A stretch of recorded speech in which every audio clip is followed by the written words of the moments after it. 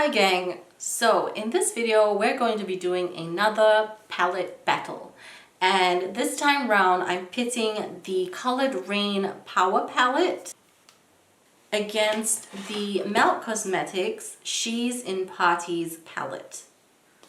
So when I put these two palettes together, they're not quite as similar as some of the previous palette battles that I've done. However, there are definitely shades in here in the Power palette that really match up with the She's in Parties palette.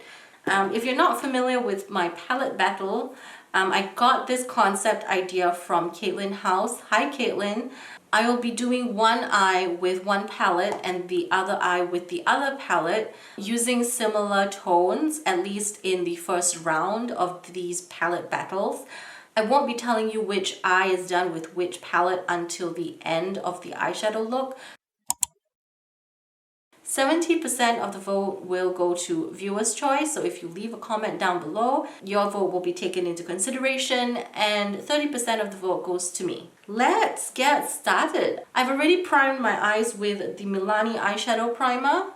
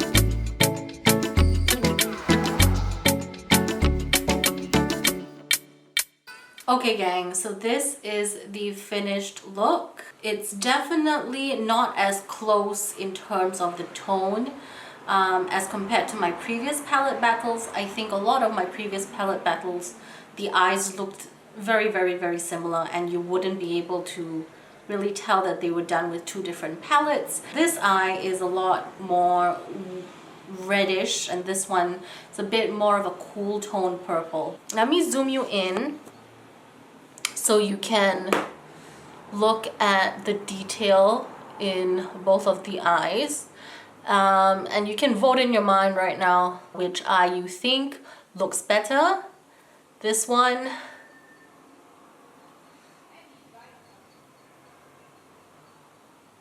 or this eye.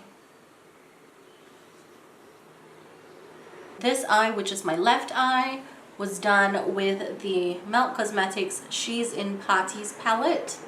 And this eye, which is my right eye, was done with the Power palette by Coloured Raine.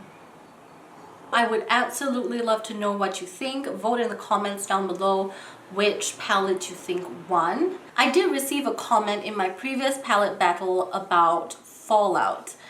Because one eye seemed to have more fallout than the other. And for me personally, that isn't a problem because I usually do my eyes prior to the rest of my face makeup. But I thought that was a great question and I should have mentioned this factor in my previous palette battles. In terms of fallout for these two palettes, I didn't see very much difference. There was a bit of fallout on both sides of my eye. They didn't seem to be excessive. And nor did one palette seem to have a lot more fallout than the other based on the shades that I used on both of these eyes. In terms of versatility, I do prefer the Power palette just a little bit more. With the She's in Parties palette, there's also a fair amount of range. When you kind of just look at the palette, you do have these three lighter shades down here, and then these are kind of mid-tone to deep. This particular light shade is a matte and these two are shimmers. For me, the mattes in the Power palette as well as the shimmers performed reasonably well. I did have to take a bit of time building up the darker purple shades to the opacity that I wanted it to be. With the She's in Parties palette, it was very easy to do that. Most of you know, if you have encountered Melt Cosmetics, their matte eyeshadows are very pigmented and their deeper shades are very saturated and rich in color. So I really didn't have to work a lot trying to intensify this. In terms of the shimmer shades, at least for this palette, they're fine. They work well. When it comes to Melt Cosmetics lighter shimmer shades, I think there is something to be desired there. Their light shimmer shades aren't quite as iridescent or as full impact as I would like to have them be.